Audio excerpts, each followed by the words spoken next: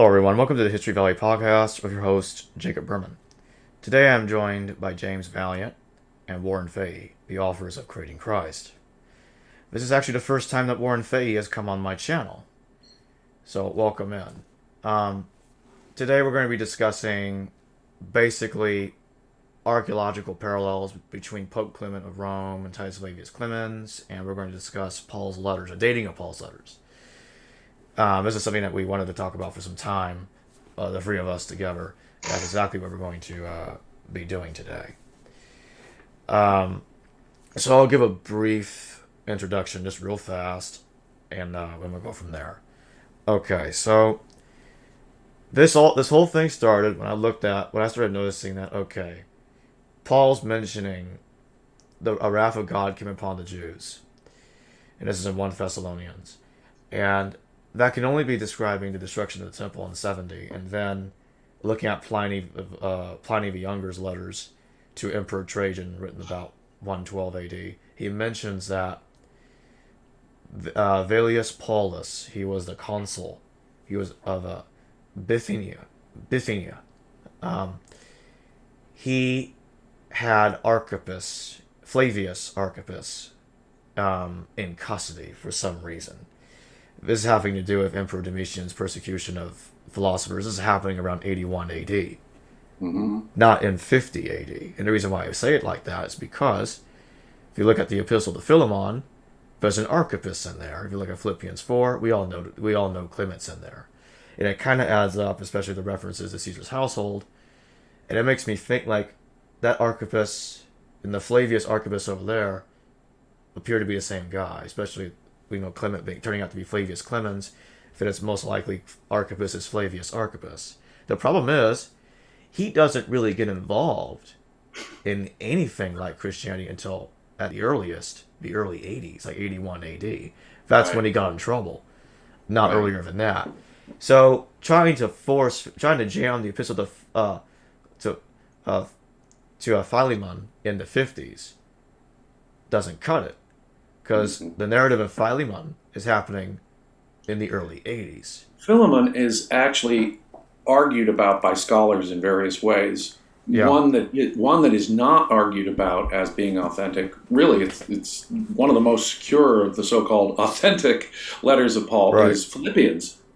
But Philippians has got all the Caesar's household and Clement, and that fits far better in the 90s. When you add things like Philemon.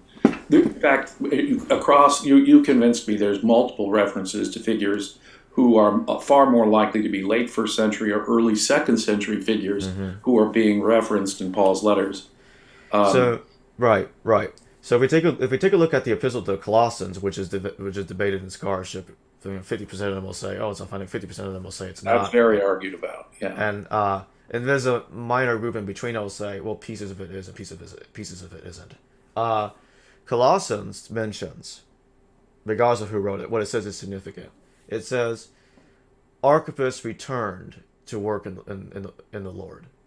Returned from what? Doesn't say.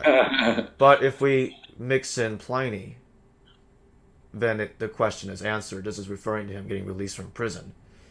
And there's a tradition that Emperor Nerva released the Christians on late 96 AD after Emperor Domitian died.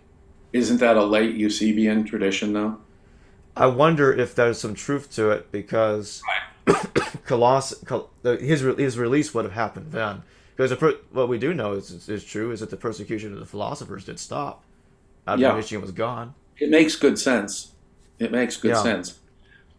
Exactly. I mean, another really circumstantially powerful point is we have the wrath of God against the Jews has already come. And we're talking wrath of God in a big way. And then Paul follows that with the wrath of God upon the Gentiles in 1 Thessalonians 5. That's it. And that can only be, no matter how generous we are about wrath of God, Gentile Christian persecution is really not conceivable until the 90s when Domitian does it. That's our first any evidence of that ever happening. And of course, there'd have to be a Gentile Christianity, i.e., pro-Roman Flavian type Christianity, for that to even happen. Yeah. And the other thing is, this is something I want to address real fast, because some people are trying to say... it's a fascinating... Go ahead. Oh, I think it's interesting to wrap my head around the idea of Paul into the Domitian era. I think it does fill in all kinds of interesting gaps, and that's why it's very compelling. We don't have any real absolute proof that Paul was executed and by Nero. Right. And speaking on There's Nero, nothing contemporary. That's just tradition. That's So a very late tradition, more than a century later. So, yeah. yeah. And the other thing is, this is something I want to bring up real fast because this was brought to the table before and as a criticism of this idea. Some people will say, well, look at Tacitus. Tacitus says that Nero persecuted the Christians, but the Florence manuscript of Tacitus, turns out it says Christians, and that has to do with Chrestus and Suetonius. And that's basically logically been confirmed. The oldest manuscripts, our best manuscripts of Tacitus, call them Christiani, Chrestus and Christiani. In fact, that echoes the language of Suetonius, whose Chrestus was apparently causing the disturbances that led him to expel the Jews around 50. And that means there's no Christians in Tacitus. And that ridiculous at face value, Tacitus's reference could be either he had read a testimonium in Josephus and confused Jesus with a rebel, or the historical Jesus was a rebel. And if you just read Tacitus flat that way, Tacitus simply believes that this Jesus Christ guy executed by Pilate was a rebel leader. And so his followers would be the rebel scapegoats. And so there's really only one of two ways we can approach, I think, Tacitus's reference to that. Either he has simply confused one reference with Jesus with the wider rebel movement, the Christiani, which Suetonius appears to be similarly confused. Further, and Pliny's letter to Trajan earlier does suggest that they had to sort out different types of Christians. That was their main goal. So there is that confusion. On the other hand, we could also read Tacitus as simply believing and maybe having a direct source that whoever the historical Jesus was executed by Pilate was in fact a violence-advocating nationalist militant rebel, nothing like the dude in the Gospels. Well, there were a lot of them. As Jesus himself is quoted as saying, there's going to be a lot of people out there that are claiming to be the Messiah. Right, beware false messiahs, people coming in my name.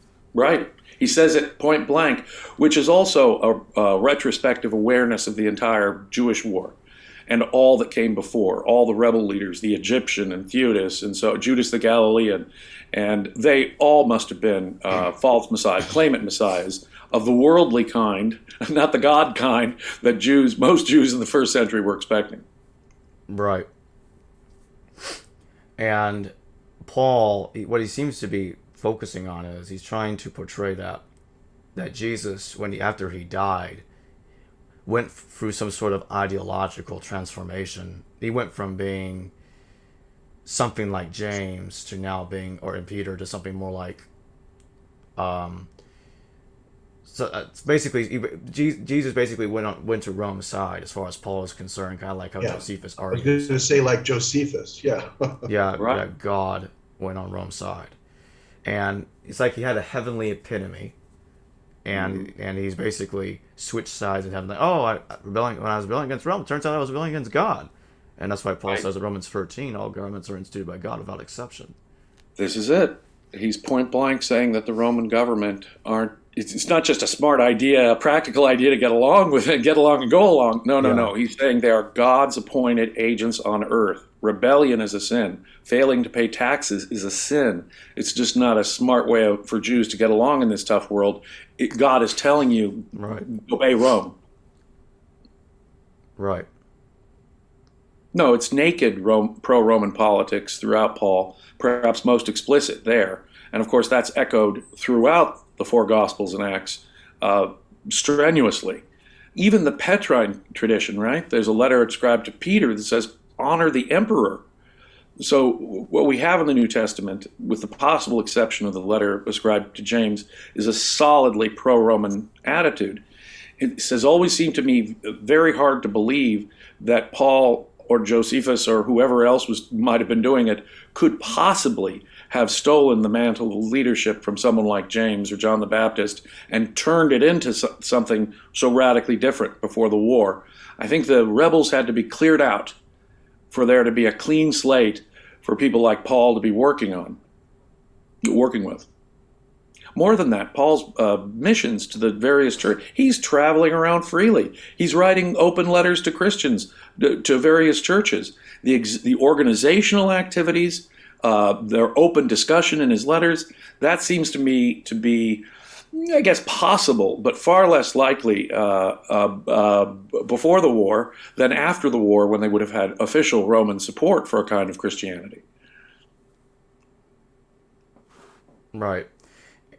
And the way that Paul writes in Galatians is that, you know, he's cursing out the pillars. He doesn't like the pillars at all. He doesn't like James. He doesn't like Peter, aka Cephas. He doesn't like John. He doesn't like any of these guys.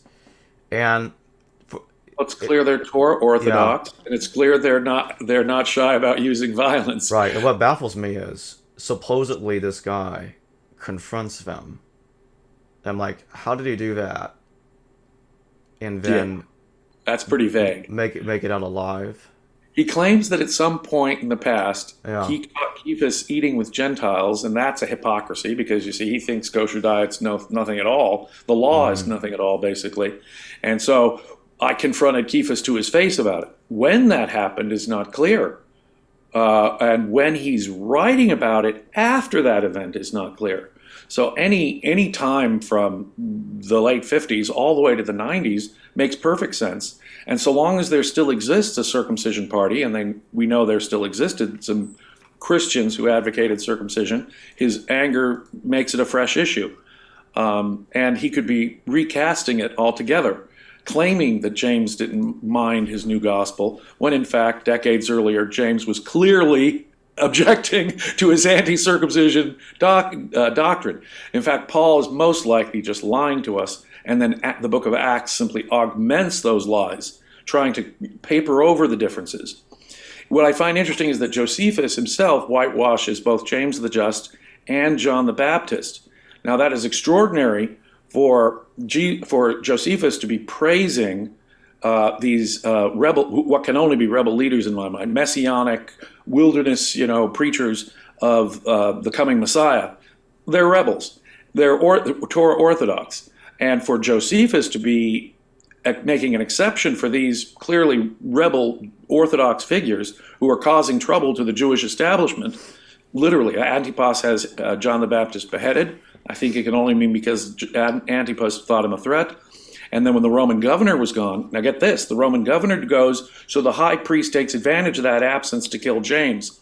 In other words, the high priestly establishment was convinced that James was a deadly threat to them. But the Romans were super sensitive, which means he was a high profile figure. He was a popular figure.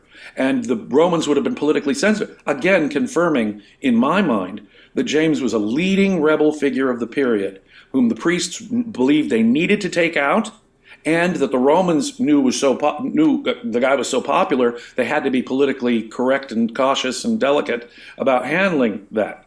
So it's little doubt to me that he's a rebel, and Josephus is extraordinarily whitewashing him and John the Baptist.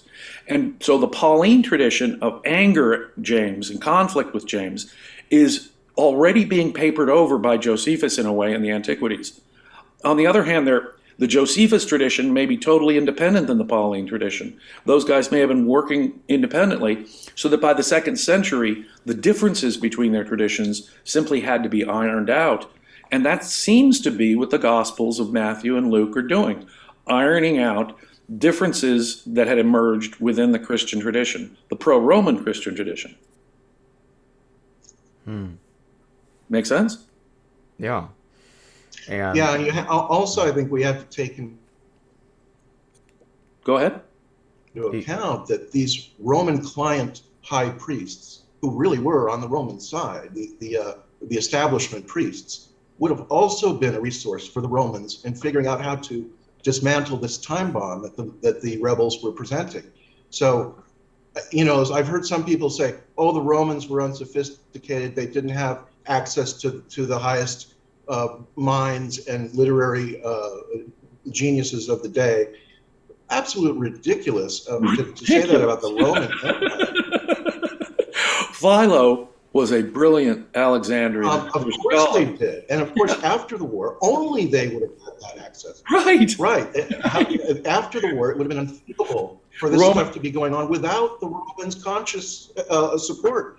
It's impossible. It's impossible that Christianity grew and sprang up across the entire Roman Empire with such an organized program under the Romans' noses immediately following the Roman War, where 1 million people were killed. Right. Who could do that? It's not possible that development could have happened. And that without the Romans. Exactly. The Romans would have had to have approved. Yes. Through, you mean missionary activity establishing churches throughout the Eastern Mediterranean? In one of the pastoral epistles, it's one of the pastoral epistles, not regarded as authentic Paul by most scholars, but he says, organize into districts every bit of the island of Crete. So if the whole of just the island of Crete is being divided up into bishoprics and so forth, then we're talking about very sophisticated organizational activities that probably were well known to the Romans, who were very much aware of who was traveling and getting on ships and traveling from place to place in the Roman Empire and what they were doing. So, yeah, and to think that they didn't have people like one of the greatest poets who ever lived, Virgil, one of the greatest Roman minds of the time, was crunching a foreign religion, Greek religion, to produce religious and political propaganda for the first dynasty of Roman emperors. It is absurd on the face of it to think Romans weren't sophisticated like this. Seneca, the tutor of Paul, said, the plebs believe religion, but for rulers, religion is useful. So, and the Romans had a political religion, the organized state cult of the divine emperors. They were self-conscious about religion as political propaganda. We see inscriptions throughout the Roman Empire where Roman state deities and the local deities are being honored by Romans, political and wealthy Romans, throughout the empire. Romans were self-conscious about absorbing the religion, getting it on their side if they could. Right, and a key rabbi of the establishment at the time is calling Vespasian the Jewish Messiah. Now, would he have offered his services to back that up, to help out the new Flavian administration? Yes, he would. Of course he was. By saying such a thing there alone, the endorsement is a shattering endorsement. The idea that there wasn't a Flavian Christianity is belied by the facts. Josephus calls Vespasian the true Jewish Messiah. Josephus says Vespasian's the true Jewish Messiah. He goes so far as to describe the great portents of how the doors flew open and the sound of departure happened with the temple. God's leaving the temple. He goes so far as to say, I had a vision that told me Vespasian would be the emperor, and that I was still a good Jew, I'm still on God's, but God's gone over to the Romans. He tells us that the prophecy of Daniel, in effect, was fulfilled, the glorious coming of the Son of Man, by describing armies in the clouds at the siege of Jerusalem. So to Josephus, a Jew, Vespasian was the specific fulfillment of Daniel. To Josephus, a Jew, we have sophisticated Jewish religious analysis being applied to his claim that Vespasian is the Jewish Messiah. Now, to pagan writers in the early second century, Tacitus and Suetonius, they don't say that, Vespasian and Titus were probably the Messiah, and that's what some people thought. No. They say point blank, these are pagan Romans, point blank asserting, no, obviously the Jews were mistaken. The correct Messiah was, in fact, Vespasian and then his son Titus. So it is obviously a critical part of the Flavian cult from the 70s, 80s, and 90s that Vespasian and Titus were the Christ, were the Jewish Messiah of prophecy specifically. And they had elite Jews working for them.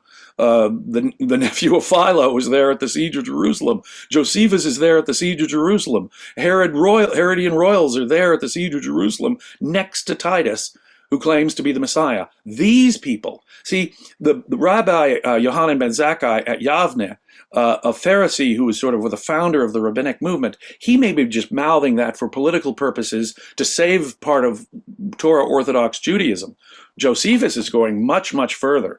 Josephus is actually filling out his claim that Vespasian is the Messiah by by citing Daniel, in effect, as his source.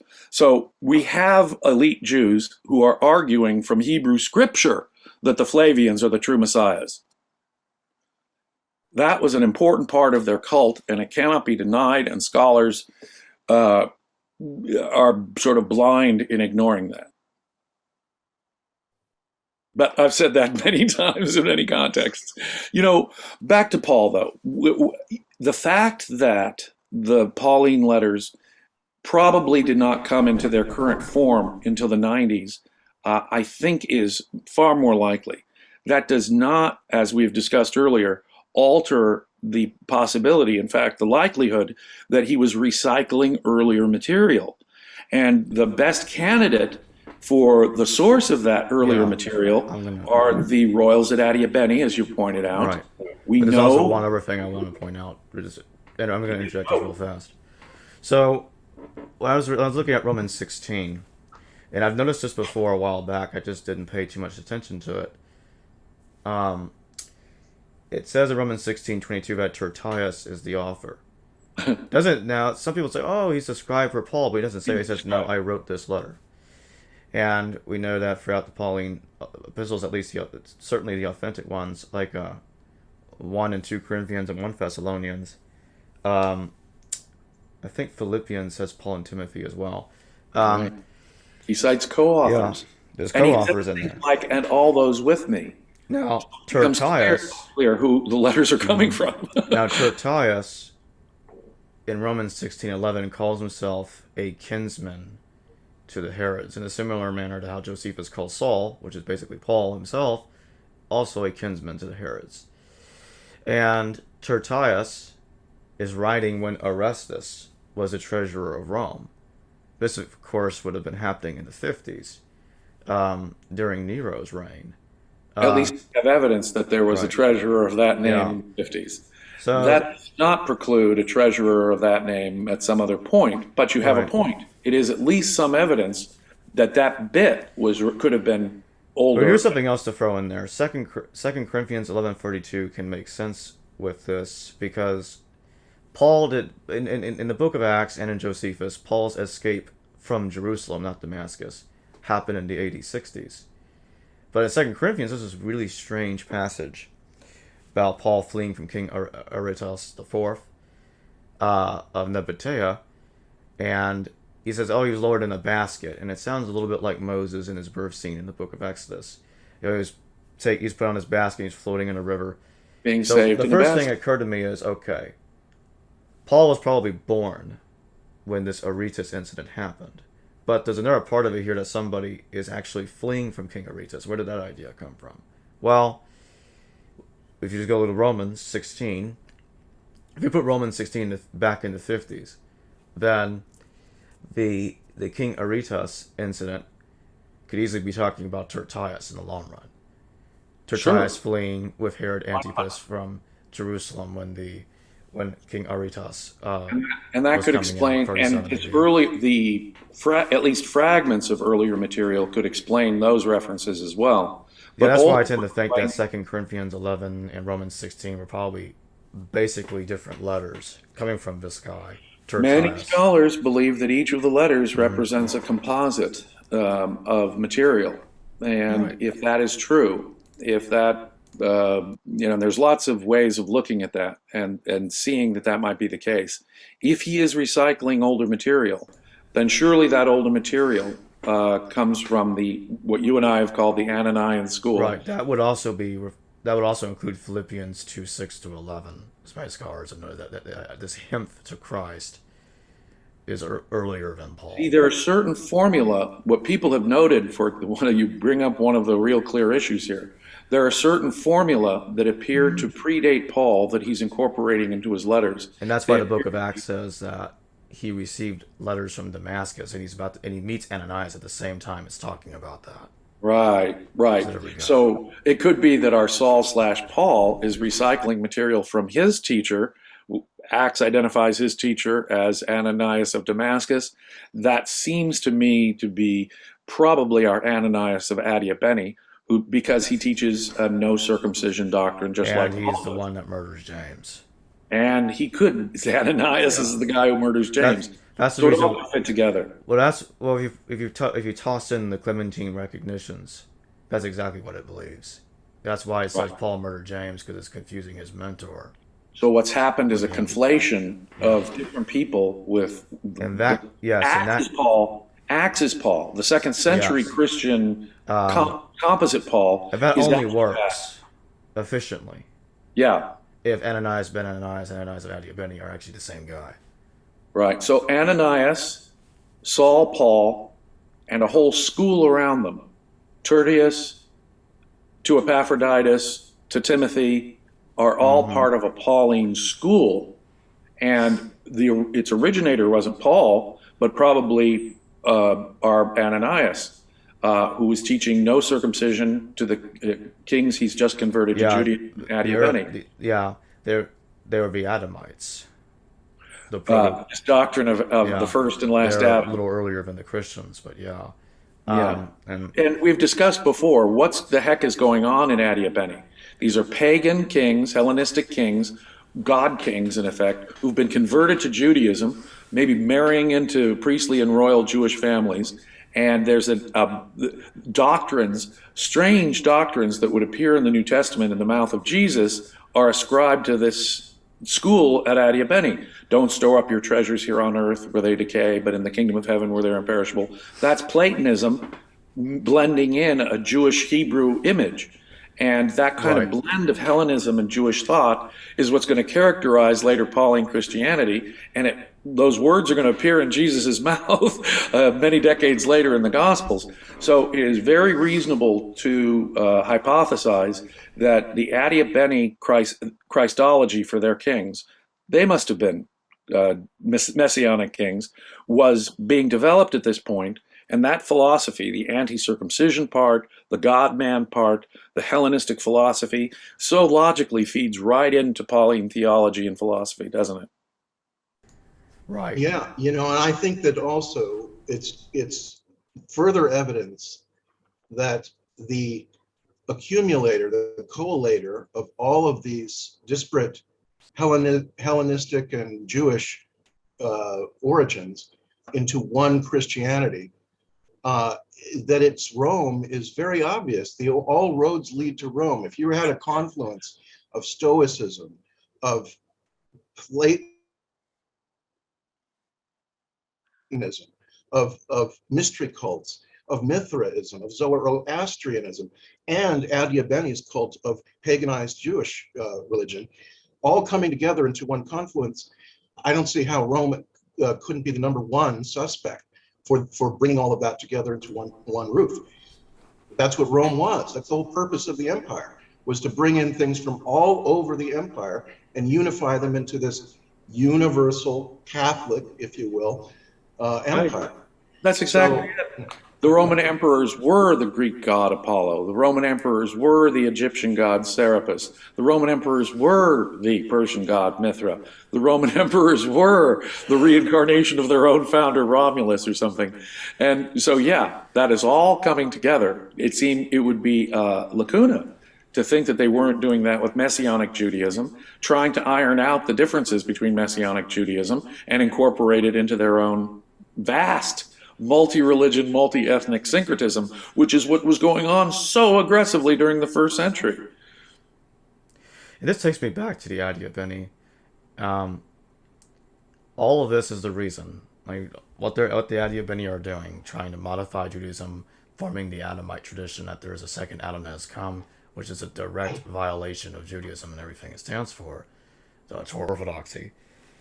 This is why the absurd idea that the Adiabeni were the leaders of the Jewish revolt, that ridiculous pseudo theory, does not work.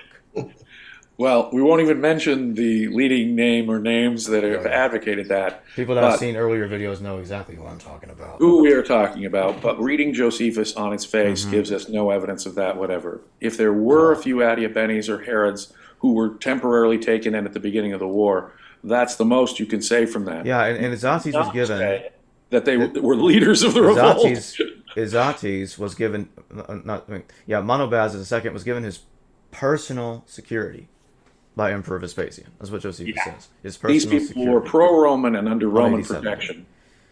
Right.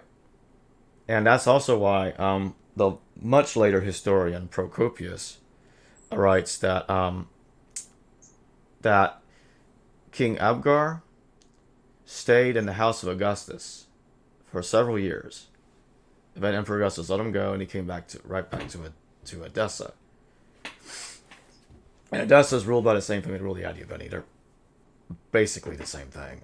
They The become queen. fused certainly in the first century. Yeah. As, But yeah. Abgar wasn't the character's original name. That was because he was really Yeah. King Baz who was getting confused with And King we can Abgar. know where those And names you come can, from. and we can, of course, Yeah. thank Eusebius for that confusion. Yeah, With well, Eusebius, doctrine part of his job was to confuse us about all of this. Yeah.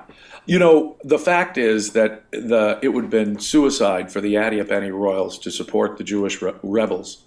That meant it would mean if the Jewish rebels had succeeded, that would mean Parthia's influence would encroach all over the Middle East, and the Adiabeni royals would probably lose their jobs and be absorbed by the Parthian Empire or the newly rising independent Orthodox Jewish kingdom. No, their political interests, their financial interests, their very survival depended on at least most of these Adiabeni royals being pro-Roman. So it's not only highly unlikely, it borders on the absurd to think that any of the kings of Adiabeni or Edessa would have been pro-rebel. Exactly. And there's actually a later story that's told in the Told of Yeshu. Now, Told of Yeshu is like 800 years later, but the thing is, Yes, this the text evil manuscript. was 1600 years later. This text is saying that Nunbasis, the son of Queen Helena, was killed by a guy called Herod. Now, if you go back to, well, that's obviously King Monobazes II himself, but if you go back to Marabar Serapon, who was actually writing around 72 AD, when the Romans annexed, that's around the time the Romans annexed Samosata, Marabar Serapon says that the Jews had killed their king. It doesn't really tell you who it was, but since, well, if you look at the Herod Agrippa, since nobody in the Herodian family died at that time, no Herod king died at that time, the only option is really Monobazes II. That's the only one he could have been talking about. Because as I've demonstrated before, the Monobazes family had an ancestor in the Hasmonean dynasty, but had another ancestor that's in more on the Ptolemy line, and actually I have to come back to that because the Seleucids are also involved in that as well. But The Seleucids and the Ptolemies closely intermarried at the time, and so if Yeah. you're descended from, a circa 100 Right. BC, Seleucus or Ptolemy, you're a cousin with that's each gonna other. be more like that's gonna be a multiple ways. complex. That's gonna Yeah. be a complex genealogy video for another time. But there's little doubt in my mind the Um, Adiabeni royals represent a blending of at least Ptolemaic and Seleucid royalty, if not also Jewish royalty, Herodian or Hasmonean. Yeah. So it appears to me, based on what Marabar Serapon is saying in tandem with the Told of Yeshu to put together, is Monobazes II was killed, and he was assassinated, and I think he was assassinated because he was supporting Emperor Vespasian. Right. Right. No, probably the had no- rebels would appeared kill to him have because had he no was problem with him being pro-Roman on the side. Jewish king. And they could have no pro-Rome. To them, an Adiabeni Right. king is practically not Jewish, just like the Herods. The These late- xenophobic rebels want their own king, and there can only be their king. So obviously they would take him out. And you're absolutely right. Around this period, there were no Jewish Herod kings who were killed. Herod Agrippa I is long gone. Herod Agrippa II would last into the 90s. So the only Jewish king roughly around this time dying is your candidate. once you look at that and you start seeing the second Adam traditions emerging from Adiabene, Philo was an Adamite because he believes in the second man has come. The author of the Apocryphon of Isaiah, or the Apocalypse of Elijah, believed that same scenario, the second Adam. And Origen, Alexandria, and Jerome, and Epiphanius tells us that the Pauline epistles are citing this earlier text. A really, really, really strange text that we need to discuss at a later point here. Right. That Paul is citing some Adamite gospel that is basically saying that it says, curse those who hung on a tree. That's very interesting there. And it says, it brings up the second Adam. He's basically the real deal here. Forget it. No Jesus in here. So this is an early text. What a crazy tradition that's integrated with the crucified Jesus. Anyone hung on a tree is cursed. Paul takes this. He quote mines a text. Well, not quote mining, more like he's taking out of context the entire thing. Yeah. And he lays it with his own theology that has a quotation disjointed to make it seem like it's supporting his viewpoint. Now, that's classic no doubt Paul, though, isn't it? He'll pick the Hebrew text or the Septuagint text as needed, and then warp it as needed to make his point. The Isaiah Apocryphon definitely is clearly anti-Sicarii because curse those are hung on a tree. That's that is anti-rebel stuff, which is probably coming from a pro-Roman source like Adiabene or the Herods. It ain't coming from the rebels. Exactly. Not if they've had leaders about that time crucified who they venerate either as a suffering servant, from Isaiah, preparation for the Messiah, or as a religious leader, a teacher of righteousness they regard as, or a messianic, or still further, a messianic claimant. They would not in the first century, when thousands of them are being crucified, say that anyone hung on a tree is cursed. That sounds like a dramatically pro-Roman way of looking at Messiah. It's also an older Jewish idea that may have to be worked out in their own minds. Right. And this is actually even more evidence. Like the evidence only mounts at the Adiabene. So what we were saying earlier about let's call it a Clementine era. Clement of Rome was working in the 90s. Regarded as a first century pope by the later tradition, which is extraordinary, one of the very first popes by later tradition. Yeah, I suspect he was actually the first pope because what happens is later on they'll say, well, Peter was the first pope, but the earlier text is actually Linus, and then they'll say, then Linus isn't in there. Oh, Linus is actually I think he's in 2 Timothy. They plucked him from 2 Timothy to put him on the list. Well, one of those Timothys, Linus is mentioned in there. In fact, hold on a second. We have, of course, two different pope lists. There's the official pope list that the church still uses to this day. Right, and we have another pope list. Here's the reason why Linus can't be pope. Because 2 Timothy is being written around this, after he would have been pope. Right. Or even around the time he was supposedly pope. Right. And since Clement thinks that Paul died about 96 AD, because he's writing an obituary to the Corinthians about this. Clement fully is aware of Paul's death. Yeah, and the letters support that Paul was alive till the mid-90s, just about. So if he knows Clement and Epaphroditus, he's lived well into the Flavian era. Yeah, because these guys they weren't really involved in Christianity very much until the mid-90s. Well, let's look at Clement. Clement was, he's a cousin. He's actually the son of Titus's first cousin. Yeah. And he was too young. He would just be a baby in the 50s. He was a child in the 80s, 60s. He was a child, and still unlikely because his uncle, his cousin, his great uncle, Vespasian, has not yet been assigned to Judea. So his being there in the 50s and 60s is improbable for multiple reasons. Now, with the death of Vespasian and the death of Titus, Domitian becomes emperor. Clement's older brother Sabinus dies pretty quickly in the early 80s. So from that point forward, Clement, now get this, by around 90, Clement's sons have been adopted by Domitian, who's childless at this point, as his heirs. Clement Right. is the most important member of the imperial family apart from the emperor himself. This can only mean that he was the chief priest of the Flavian cult. Now, if we QED. go right, if we go So right back, that's all good. We go right back to the where was I? around, he Yeah. couldn't have been Okay. operating, Clement couldn't have Okay. been operating. Mhm. I think he So was the chief Christian, Roman Christian after around 82 until his death in the mid-90s. Yeah, we see Clement using the probably anchor as Adaminism instead at the time, but yeah. we see Clement using the anchor as his symbol, which is sort of a foundation, almost like the rock, right? It's the Right. anchor. And we also see the crest, essentially, of Titus as the anchor and dolphin, and that would become both would become prominent Christian symbols going Right. forward. So, and then so that threat that a Domitian might have felt, he tried to use the dolphin and anchor on his coins for a little bit, and then canceled them and stopped using them and started reverting to Minerva and some of the other traditional pagan gods on his coinage.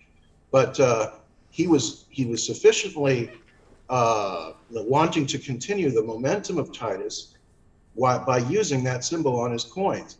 Meanwhile, here's Clement using the anchor as his symbol. It does speak of a possible rivalry between the two. It is, when you look at that, it is absolutely extraordinary. The earliest traditions about St. Clement of Rome is that he was martyred by being tied to an anchor and thrown into the sea. Obviously, drowning someone if you're tied to a heavy Before I anchor. forget, I'm just not remember what I was going to say. So Linus can't be pope because he's preaching together with Paul. Paul is superior over him in the 90s. Right. And then that does not give him enough time to become pope. When Paul dies, Clement's pope for a little while. Doesn't last very long because when he gets executed. And that kind of boils down to he was the first pope. There you go. Continue. Let me put it this way. There ain't no such thing as a pope in the first century. The Catholic Church Yeah, is not I'm with you, Jacob. I've thought for years. Right. Well, So, the but first what we do bishop, have is a leadership structure that's being very, very carefully looked at for its for granting legitimacy by tracing it to authentic Christian roots. That's why an apostolic tradition, grounding it back to Peter or grounding it back to John, is so vital for early Christians. And this link is mostly mythological. But Paul did know and interacted and well, I guess presumably at some points positively, he says, but in a very negative way, we know for sure, with James and Cephas before the war. They were enemies, right? And yet they're also right. being whitewashed, in effect, by Josephus to be incorporated and used.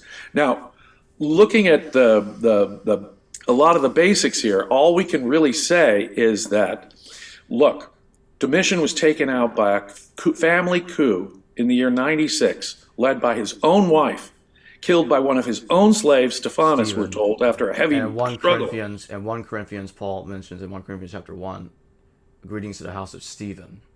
Oh, see, that Stephen is the slave who is said to have been the assassin of Domitian, which would cause Acts to give him the prominent role of being the first Gentile martyr to the faith, because he died in the process. But of course, that's really James's martyrdom, as Professor Eisenman has proven. But the martyrdom of the guy who assassinated Domitian is a Stephen. I think what they did was they took that Stephen in the 90s, Yeah. and then they rewrote him to take James's place in that. Right. As one of the first Gentile Christian martyrs, which is so interesting, isn't it? In any event, the death of Domitian from an interior palace coup happened with only about a year after he's taken out. Epaphroditus would be like the Secretary of State or the Attorney General today, Merrick Garland or Blinken or something. Can you imagine? Epaphroditus was that kind of a figure. He was one of the men who ruled the Roman world for the emperor. He was a top minister of state. He is cited as the patron for both Josephus in his Antiquities and Autobiography, and is mentioned in Philippians as a source of major help to Paul. This is Epaphroditus at the height of his power, circa 90 or so. it seems to me, that he could be acting as a patron, as a protector for these guys. That's a powerful guy at the height of his career. He is taken out at exactly the same time Clement is taken out for adopting Jewish ways, when, of course, Domitian is probably taking Clement out for an actual coup that would replace him with Clement's own children. That's how you have to really look at this. It has a political dimension. But our earliest evidence of any Christian persecution is Domitian. Actually, there's something that occurred to me. I thought about this before. I forgot.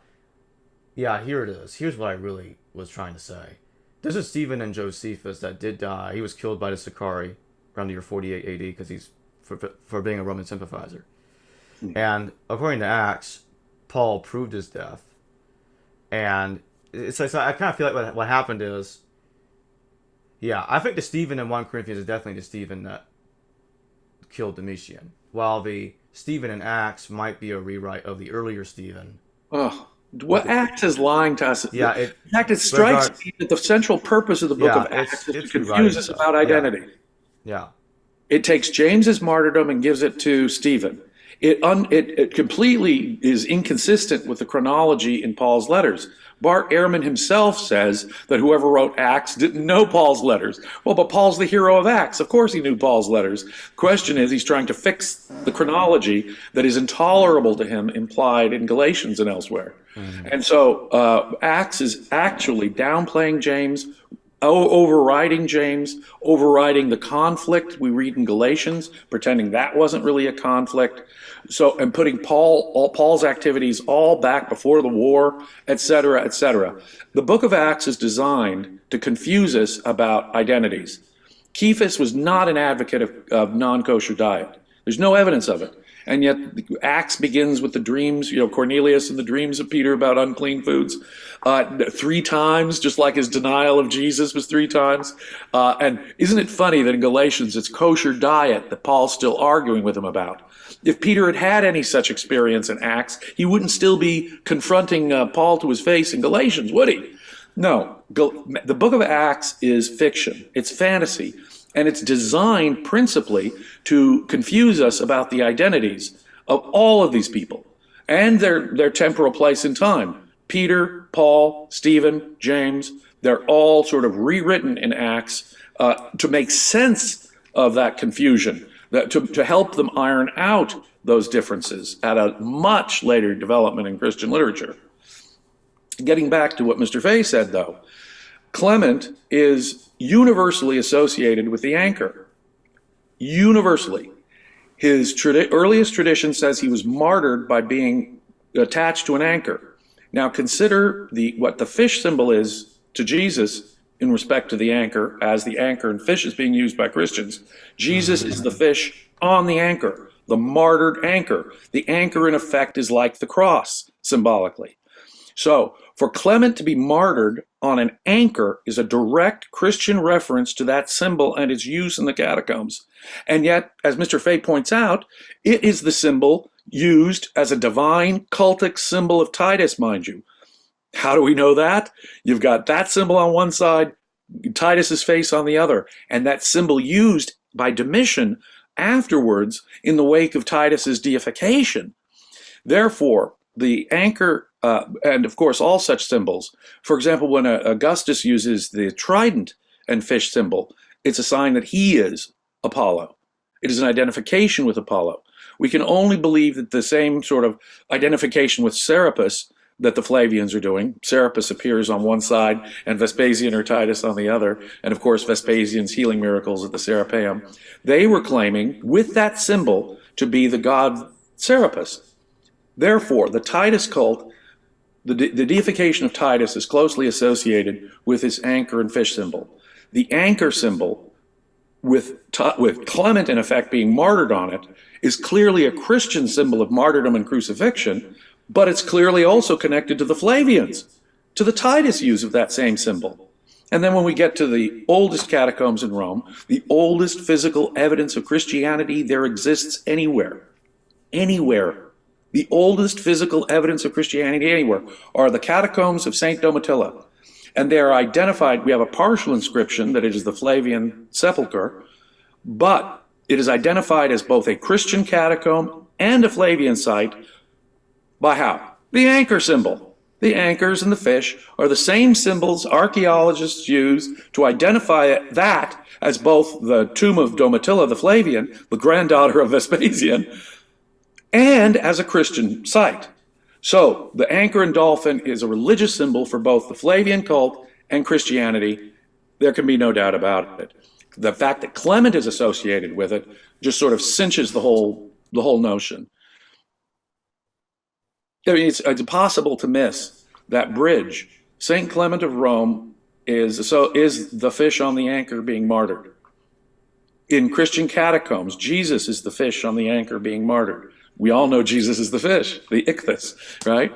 So, and then, of course, Titus's coins and Domitian's coins about Titus are still jiggling in everyone's pockets as Christians are doing this with Clement and in the catacombs, and with Titus on one side and the anchor and fish on the other. The same symbol is being used for the same guy who also claimed to be a Jewish Messiah. Yeah, from the archaeological point of view, there's so much that we're missing now. It's amazing that we did find as much as we did, but the Colosseum's marble facing has been completely stripped. There's practically none left, and the entire outer shell of the Colosseum is missing. And yet, even from those little scraps, we were able to find a trident wrapped around with a dolphin from one of the details of the Colosseum. Why are Christians using a symbol from the Colosseum in their catacombs a couple of miles away? Weren't they feeding the tradition lions there? So there's that, but also, you know, in Herculaneum, we have the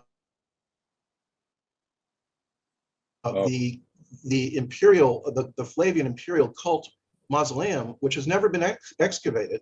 Only the facade has been excavated in Herculaneum. We see statues of the Flavian family, members of the family out front, but it's never been penetrated in order to excavate what's inside that imperial cult temple of the Flavians.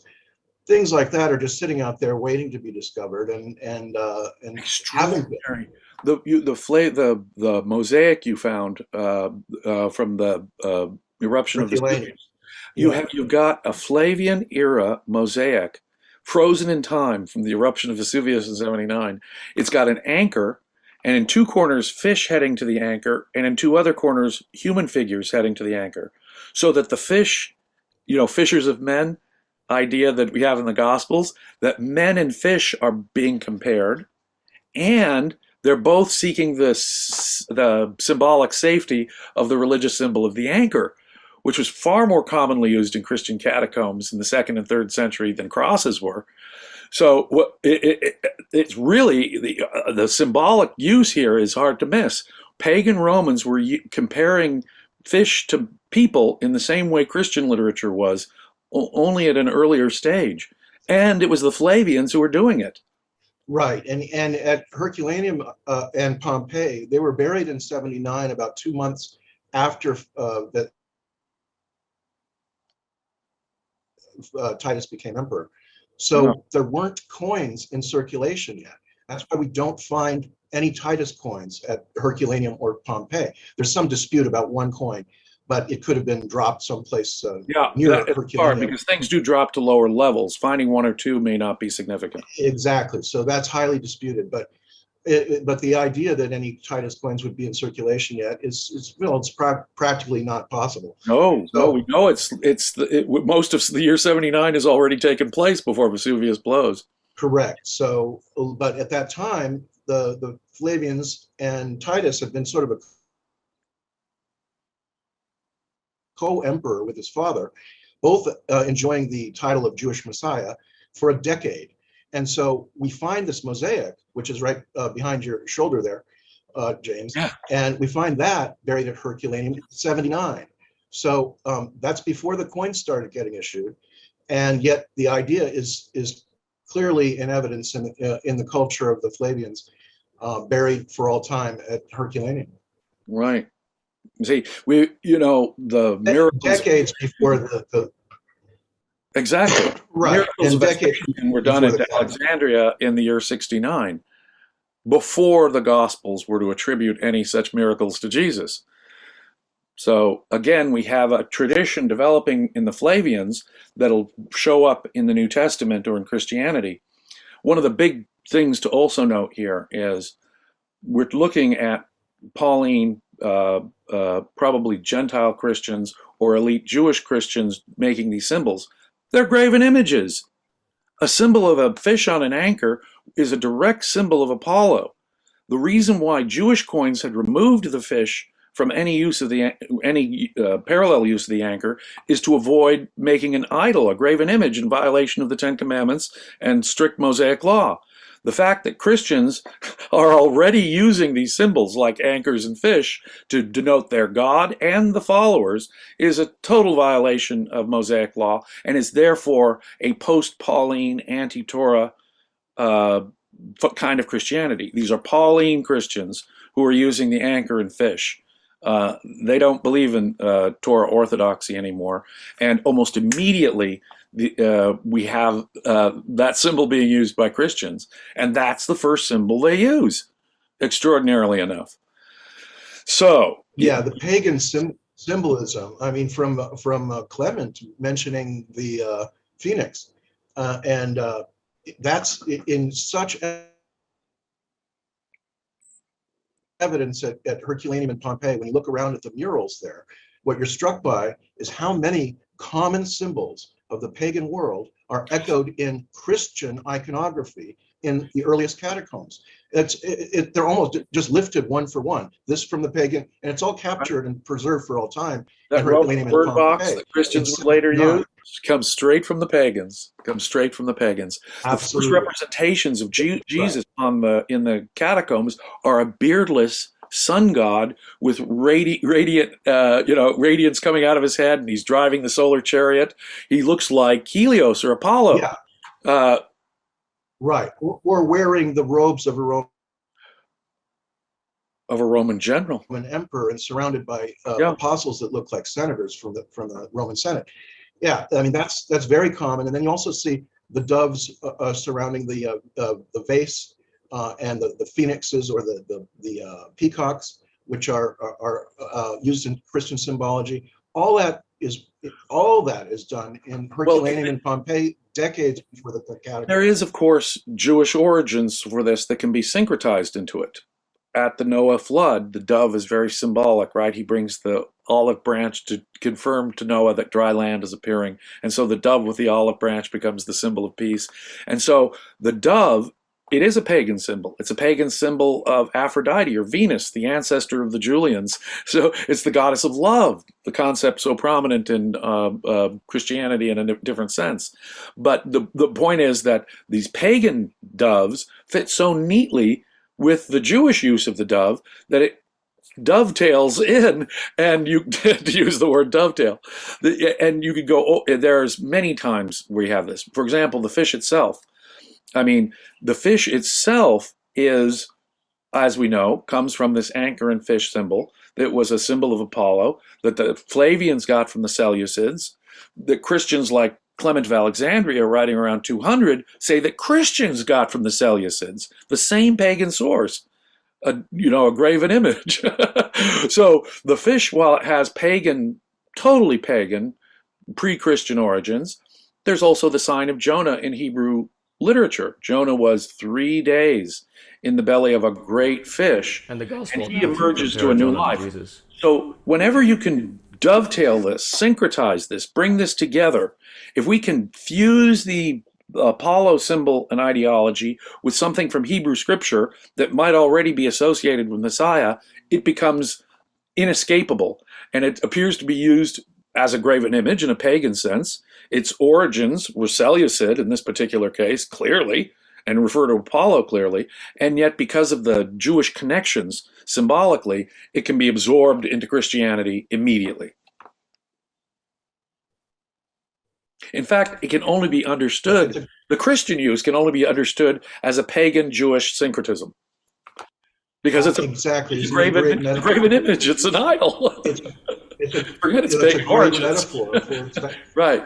It's a metaphor for the whole thing. Yeah, exactly. Yeah. That coin is a metaphor. It surely is. It surely is. And it is so interesting that apart from the Flavian use under Titus and early Domitian, the only other emperor we know to have used this symbol was Hadrian on the eve of the Second Jewish War. And then it was discontinued. An extraordinary coincidence that needs explanation, it seems to me. Yeah, because the time Hadrian used the coin, it was already a flourishing symbol of Christianity. Yeah, so it was appearing in the Catacombs already. Right. So we really have something to explain here, don't we? Right, and the prosecutor of the Second Jewish War, yes, exactly, that ended up expelling the Jews from Judea. And he's using that particular motif on his coins in Alexandria, which is where those coins were minted. In the East, right. Interesting. Right. Big Jewish population and the most important city in the East. So, yeah. No, there's little doubt that we nailed that. Your discovery of that symbol on the Flavian coin, Mr. Fahy, was a revolution, right, in our thinking on this. Yeah. No question. And it opened so many doors after that. I mean, the thing is, that was the initial discovery, but after that, both of us started going on a scavenger hunt and finding things everywhere. Exhaustively looking the symbol was at every point in mosaic we could get our eyes on. Right. I would call up James and say, you wouldn't believe what Clement's symbol is, for instance. Right, exactly. Like and then I would say, well, yeah, Clement, but wait a minute here. Oh, that's everywhere. You can't walk into a Catholic church that represents, and we, in fact, Mr. Fahy and I, we're preparing for the documentary that's probably going to come out next year on it. We walked, literally, the documentarians took Mr. Fahy and I, and they said, well, let's find a church nearby. So I went to the local Immaculata on the top of the hill here in San Diego, a Catholic church I hadn't really looked into, but I'd been in more than one time. But then with new eyes, suddenly you see the symbol everywhere. Anchors, anchors, anchors, anchors, anchors, fish, anchors, anchors, and fish, anchors and fish. These Roman symbols, these pagan symbols. You can't walk into a Catholic or Orthodox church, even constructed in the 20th century, and not be overwhelmed by the use of this very symbolism. Yeah. Even to this day. Yeah.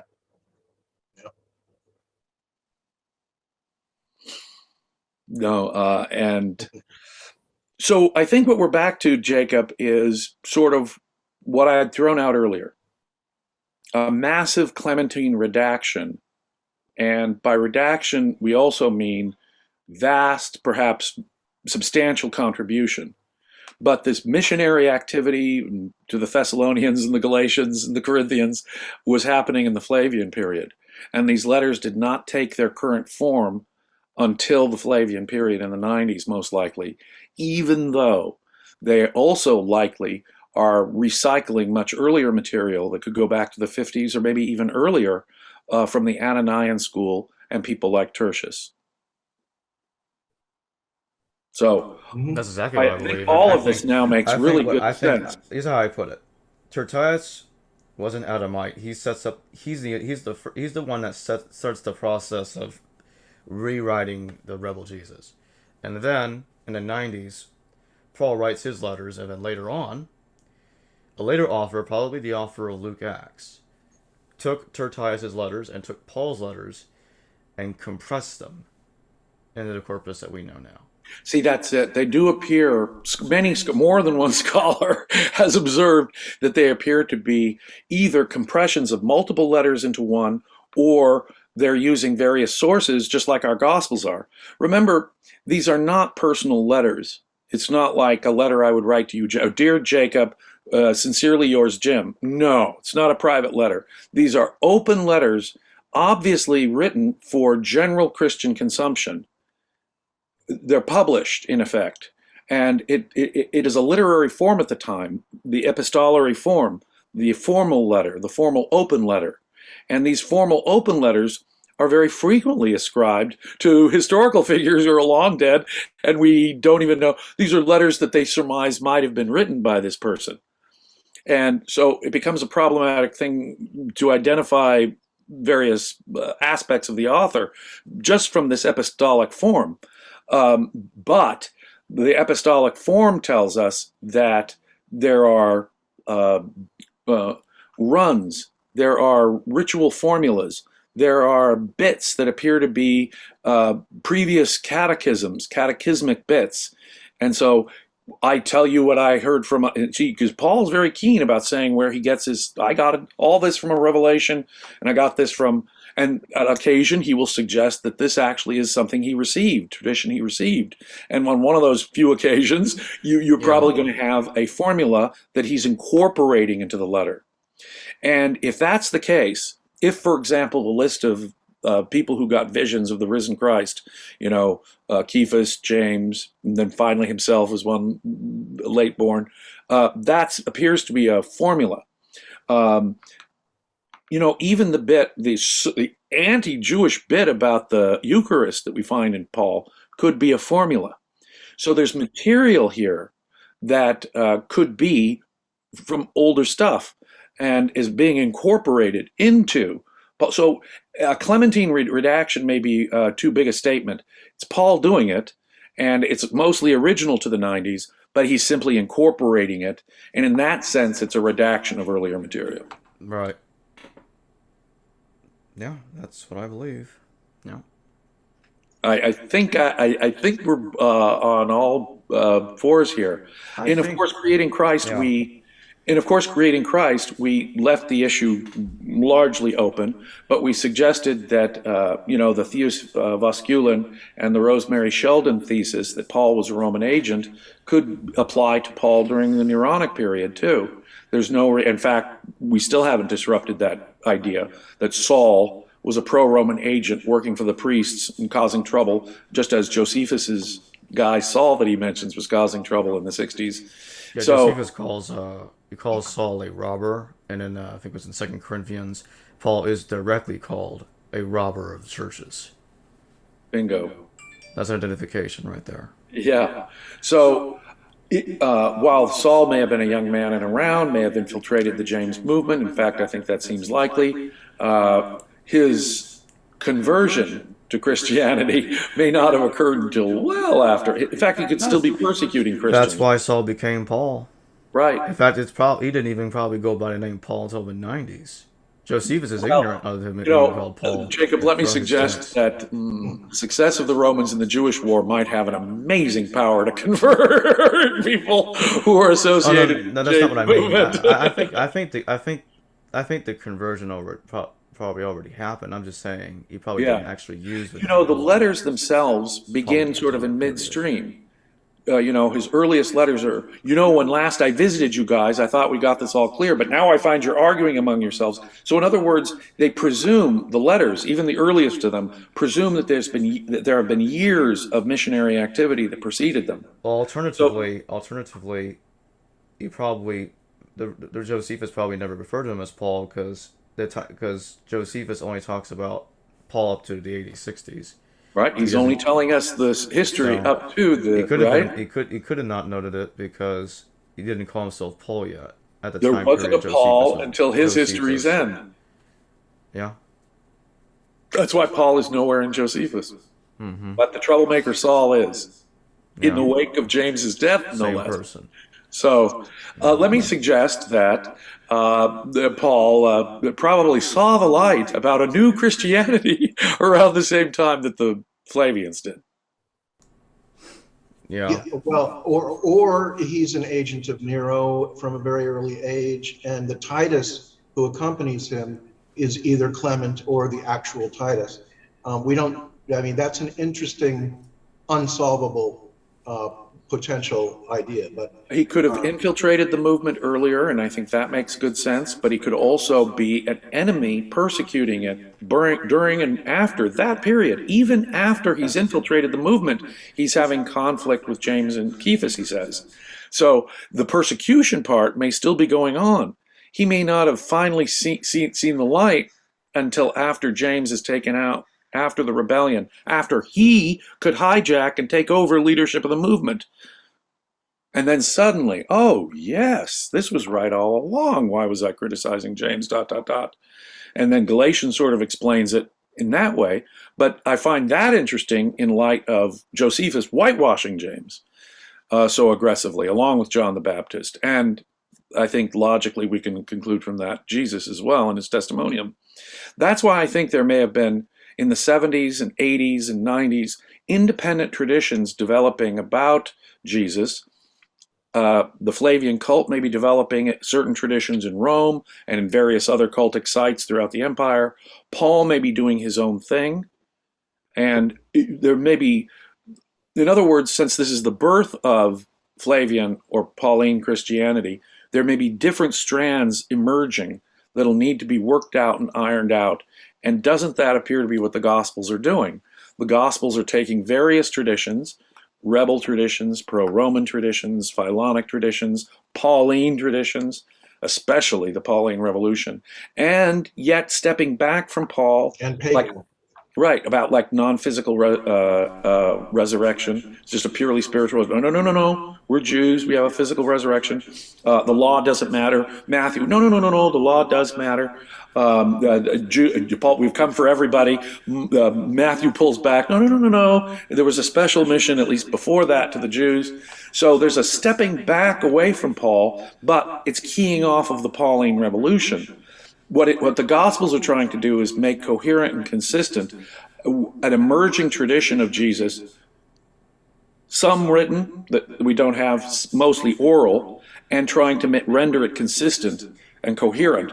These different contradictory strains, the Pauline strain, the ideas behind the Gospels that are coming in, because there are obviously more or less Jewish elements that are having to be appeased. But by the 2nd century, that means we have different traditions within what we could broadly call Pauline Christianity that need to be ironed out. See, some people could be taking Pauline ideas in a totally Gnostic way, like Marcion. Others could be taking it in a more Jewish way and going to the circumcision party again. No, we have to be circumcised. Both of those, going too Greek or going too Jewish, have to be cut off at the same time that we turn factual traditions about Jesus and the Pauline tradition about Jesus into a consistent unity. And that is exactly what the Gospels have all the earmarks of doing.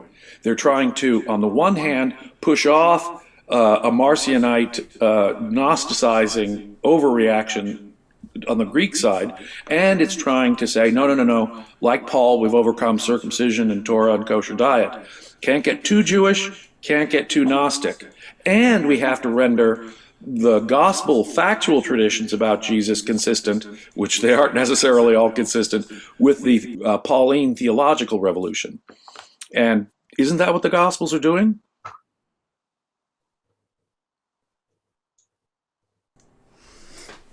I ask you that well after the fact.